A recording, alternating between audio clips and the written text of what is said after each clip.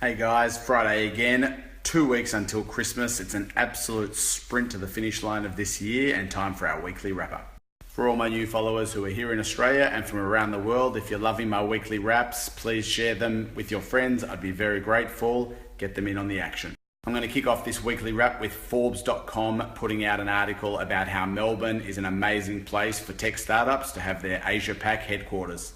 Those of us who live and breathe the Melbourne ecosystem, we know it's been accelerating over the past few years. Hyde, Zendesk, GoPro, Stripe, Square have all set up HQ here. As a guy who's a true Melburnian, who's lived here, studied here, worked here, travelled the globe, it's really exciting that Melbourne's becoming this startup hub. It's not just great for Melbourne, but it's great for the entire Australian ecosystem to see these types of companies setting up their Asia Pac headquarters in this part of the world.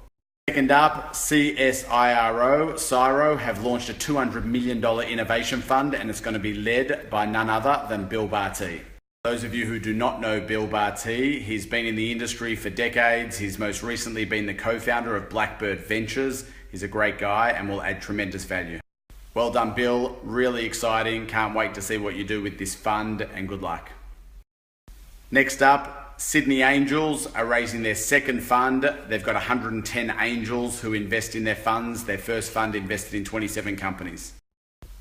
These guys launched their first fund in 2012. This is their second fund. They're going to use the money of 10 or 20 mil that they raised to invest in the existing businesses and new ones. For those of you who were watching my snaps last week, you would have seen I did some behind the scenes from Future Assembly down at the Melbourne Showgrounds. There was a lot of AR and VR. My first experience with VR was back in May this year when we were at Microsoft's headquarters in Seattle in their Batcave of future innovation. Since that time at Microsoft back in May, where I used HoloLens for the first time, I've used Google Cardboard, I've used the latest Google product, I've had a few other experiences with VR. And this week, a Melbourne-based startup called Zero Latency, which are in the VR space, raised $7 million to grow their business. If you haven't had a chance yet this week, Startup Oz released Crossroads, which is the 2016 report on the state of the Australian startup ecosystem. For all my international followers, Startup Oz is a non-for-profit, Australia-wide initiative to help drive and accelerate the growth of the ecosystem. If you want to learn more about what's going on in the Australian ecosystem and the challenges ahead as well, download the Crossroads report at this link here. I only attended one event this week, which was a quiet week for me. It was Launch Vic's party at the end of the year. They're a $60 million fund to help accelerate Victoria's ecosystem. It was great to catch up with some friends from the industry who I haven't seen in a while, and also the usual suspects who I stay in touch with all the time. It was great fun, good views of Melbourne.